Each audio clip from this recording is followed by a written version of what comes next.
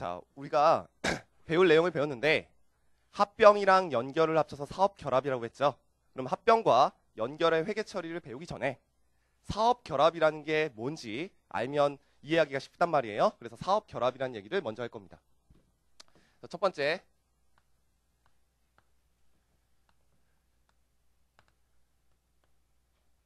사업결합의 정의죠. 자, 3페이지 펴시면 제일 처음에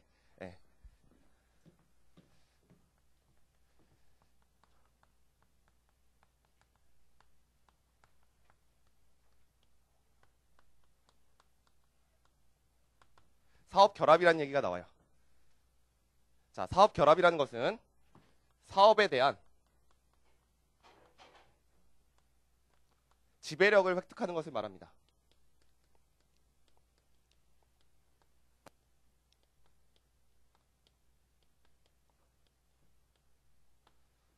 자, 그럼 사업에 대한 지배력을 획득하려면 어떻게 하면 될까요? 둘 중에 하나죠. 그 기업을 사거나 그 기업을 사서 그냥 기업을 합치거나, 그러면 그게 합병이죠. 두 번째는 한 기업의 주식을 몇 % 이상 가지고 있으면 50%에서 한 주 이상 갖고 있으면 실질적으로 지배할 수 있겠죠. 그래서 그것을 사업결합이라고 합니다. 그런데 여기서 여러분들이 주의하실 거, 이거 시험에 나온 거 아니에요. 자, 과거에는 이 사업결합이라는 용어를 안 쓰고요, 기업결합이라는 용어를 썼어요. 왜 그럴까? 어떤 기업과 어떤 기업이 합치는 것을 합병이라고 했잖아요. 그래서 기업끼리 결합한다 그래서 기업결합이라고 했었는데 IFRS는 용어를 뭘로 바뀌었다? 사업이라고 바꿨어요. 그래서 왜 사업인가? 이걸 먼저 여러분들이 알면 도움이 됩니다. 왜 그러느냐? 과거에는 합병을 할 때 A라는 기업과 B라는 기업이 합쳐져서 그냥 A라는 기업이 됐어요. 그럼 기업을 결합한 거죠. 됐어요? 근데 지금은 이 B라는 기업이 업종이 세 가지야. 예를 들면 무역업이야. 그리고 건설업도 갖고 있고 유통업도 갖고 있어요. 자, 과거에는 이 A라는 기업과 B 기업 전체가 합쳐져서 A가 됐는데, 이제 M&A가 발전하면서 어떻게도 결합을 할 수 있냐? A라는 기업이 B라는 기업 자체에 무슨 업만? 무역업만 똑 떼서 A라는 기업을 만들 수 있게 됐어요. 무슨 말인지 알겠죠? 그러니까 B라는 기업에 사업부 하나만 결합시켜서 합병할 수 있다고. 됐어? 그러면 이게 뭐예요?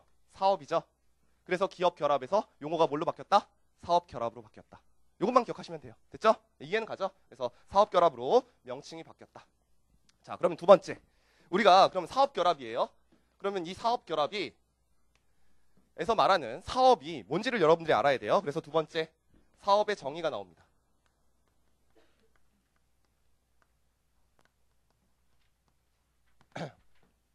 그럼 사업이 뭘까요? 돈 버는 거죠. 맞아요? 네, 그래서 돈을 버는 활동을 말합니다. 그래서 어려운 말 쓰면 수익을 창출하기 위한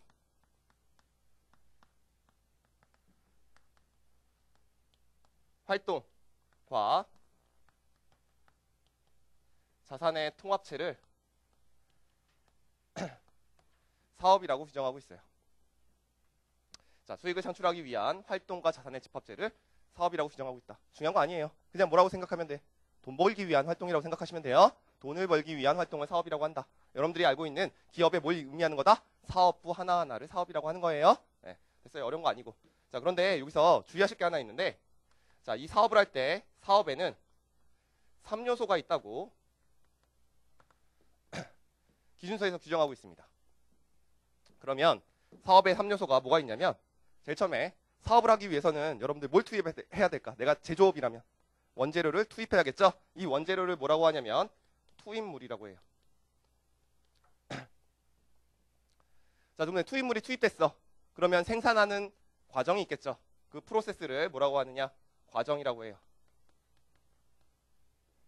자, 그럼 원재료 투입하고 생산 끝나면 뭐가? 제품이 만들어지죠? 그 제품을 뭐라고 하냐면 산출물이라고 합니다. 그래서 사업에는 이렇게 3요소가 있는데, 자, 여러분들 내가 사업을 시작했어요. 그래서 뭘 만들고 있냐면 자동차를 만들고 있어. 타이어를 샀어요. 근데 제품이 아직 만들어지지 않고 물건을 만들고 있는 과정이야. 그래서 제공품만 있는 상태예요. 지금 무슨 말이냐면 차가 완성되지 않고 타이어 하나가 안 껴져 있어. 그렇죠? 그럼 산출물이 지금 만들어지지 않은 상태야. 그래도 나는 사업을 하고 있죠. 맞아요? 그래도 나는 사업을 하고 있죠. 그래서 이 투입물과 과정은 사업의 필수 요소로 보는데 자, 이 산출물은 사업의 필수 요소가 아니라고 하고 있습니다. 그래서 산출물은 꼭 필수 요소가 아니에요. 자, 저는 근로소득자입니다. 저는 근로소득자예요. 근데 사실 학원에서 강의하시는 분들은 사업소득자입니다. 그래서 여러분들이 옛날에 고3 때 들으셨던 수능 강사들은 다 사업소득자예요. 사업소득으로 분류돼요. 나중에 소득세 배우시면 아실 거예요. 그러면 사업소득을 영위하는 사람이 학원 강사기 때문에 학원 강사 자체가 뭐 하는 거예요? 사업을 하는 거예요. 무슨 말인지 알겠죠? 그럼 내가 투입물 강의 준비하겠죠. 그리고 과정 동안에 뭐 강의도 만들고 책도 만들겠죠. 수강생이 없어요. 그래도 사업을 하고 있죠. 무슨 말인지 알겠죠? 수강생이 없어도 사업을 하고 있다. 그래서 산출물은 사업의 필수 요소가 아니다. 이것만 기억하시면 돼요. 됐죠? 자, 여기서 한 가지 주의하실 게 하나 있습니다. 자, 지금 뭘 배우는 거냐면 내가 어떤 회사에 자산을 구입하는 거야. 어떤 회사에 사는 거니까 자산을 구입하는 거예요. 그럼 자산을 구입할 때 자, 여러 자산을 한꺼번에 구입하는 상황입니다. 지금 사업 결합이라는 것은. 따라서 자, A라는 자산과 B라는 자산과 C라는 자산 이렇게 여러 자산을 구입했어요.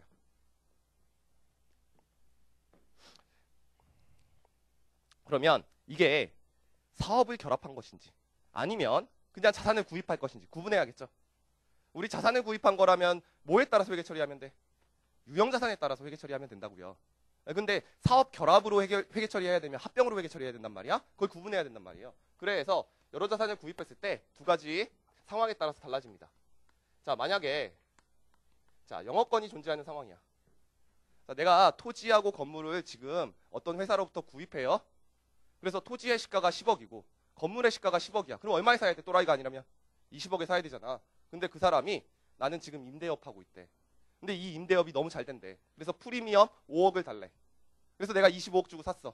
그럼 임대업이라는 사업을 어떻게 한 거예요? 산 거죠. 이때는 뭘로 보는 거야? 사업 결합으로 봅니다. 그래서 여러 자산을 구입했을 때 영업권이 존재하면 이것은 뭘로 판단한다? 사업 결합으로 판단하셔야 돼요. 왜? 사업을 산 거니까. 난 임대업이라는 사업을 산 거예요. 그런데 저 사람이 그냥 20억에 팔겠대. 영업권이 존재하지 않아요. 그럼 나는 임대업을 해도 되고 다른 걸 해도 되죠. 그럼 나는 뭐 한 거야? 토지와 자산을 그냥 같이 구입한 거예요. 토지하고 자산을 그냥 구입한 거야. 그러면 토지하고 자산을 그냥 구입한 거 우리 8장에서 뭘 배웠지? 중급회계 얘기하면 이제부터 멘탈 붕괴 계속 일어나요. 고급회계 때. 뭐예요? 같이 사는 거. 일괄구입이라고 했잖아. 자, 일괄구입은 취득원가 어떻게 처리한다 그랬어? 상대적 공정가치로 배분한다 그랬죠? 따라서 여러분들이 여러 자산을 구분했을 때 이 상황에 따라서 회계 처리가 달라지는 거죠. 이건 중급 회계에 따라서 회계 처리하면 되고 이거는 고급 회계에 따라서 회계 처리하면 됩니다. 됐죠? 그래서 결론은 뭐냐? 자, 영업권이 여러분들이 여러 자산을 구입했을 때 영업권이 존재한다면 특별한 반증이 없는 한 뭘로 판단해야 된다? 사업으로 판단해야 돼요.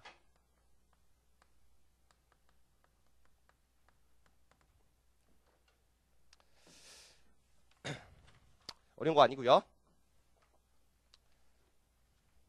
자, 책은 조금 이따가 설명드리기로 하고 자, 6페이지 보시면 사업 결합의 유형이 나와 있습니다. 사업 결합의 유형. 자, 아까 설명한 거예요. 다시 한번 복습. 자, 사업 결합의 유형은 크게 두 가지가 있어요. 자, 합병이라는 게 있고 자, 연결이라는 게 있습니다. 일단 합병부터 설명드릴게요. 합병.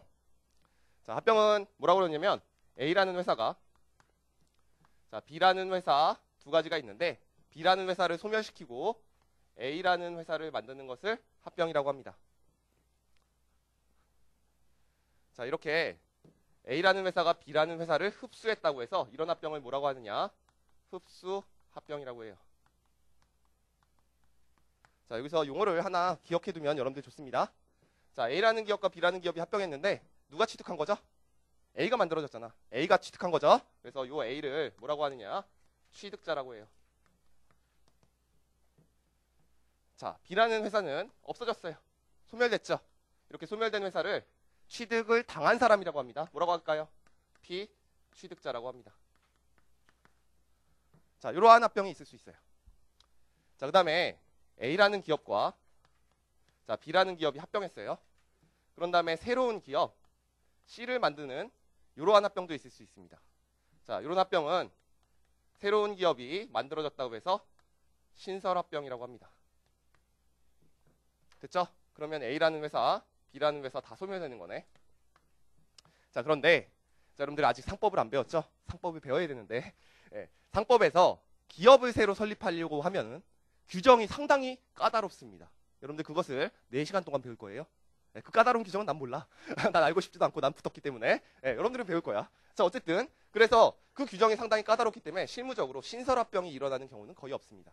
자, 뭐를 흡수합병이 일어나는 경우가 많단 말이에요. 왜? 기업을 설립하려면 법적인 절차가 너무 까다롭다고 돈도 많이 들고. 그래서 회계학 시험에는 모든 합병 회계 처리를 할 때 흡수합병을 가정하고요.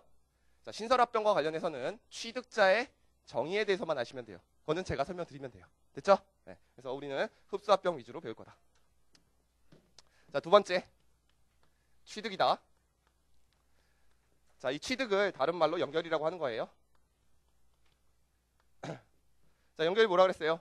A라는 기업이 자, B라는 기업의 50%에서 한 주 이상 주식을 취득했다면 실질적으로 지배하고 있기 때문에 재무제표 만들 때 어떻게 만들어야 된다? A라는 기업과 B라는 기업의 재무제표를 합친 다음에 뭔가 조정을 해서 만들어야 됩니다. 자, 이렇게 합치는 재무제표를 뭐라고 하냐면 연결 재무제표라고 하는 거예요. 그래서 이걸 만드는 것을 배우는 거예요. 취득. 자, 여러분들 회계사 된 다음에 뭐 하고 싶니? 그러면요. 다들 뭐라고 하냐면 M&A 관련된 일을 하고 싶대요. 그쵸? 그런 생각 안 들어요? 다들 그러해요. 그런 일 하지 말고. 자, 어쨌든 그래서 이 합병이라는 말을 영어로 뭐라고 하는 거예요? 머저라고 하는 겁니다. 자, 그리고 취득이라는 말을 영어로 뭐라고 하는 거예요?